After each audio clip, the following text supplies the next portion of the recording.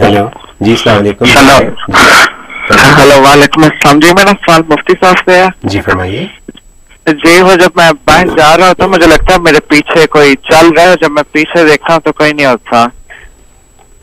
अच्छा चलिए, ठीक है, शुक्रिया, बहुत शुक्रिया जी। हाँ, तो ऐसा लगता है कोई असेबी चीज़ है, जो शैतानी असेबी चीज़ आपको तंग कर रही है, इसलिए आपको ऐसा महसूस होता है। उसका एक तरीका तो ये कि जब घर से आप निकलें तो आयतल कुर्सी पढ़ के एक मरतबा अपने चारों तरफ फूंक दिया करें, बल्कि 6 तरफ फूंकें, सामने पीछे दाएं बाएं ऊपर नीचे, तो 6 तरफ फूंके तो अल्लाह तबारक व तआला की हिफाजत का हिसार मलाइका का कायम हो जाएगा, फिर कोई शैतानी चीज़ करीब नहीं आएगी। एक तो इसका एहतमाम करें।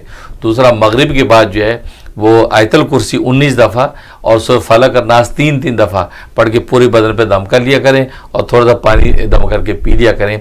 41 डेज़ आप ये अमल कर लें, इंशाल्लाह ऐसी कोई शैतानी चीज़ आपको दाएँ बाएँ से बादर नहीं करेगी और हर तरह हिफाजत रहेगी। बहुत शुक्रिया।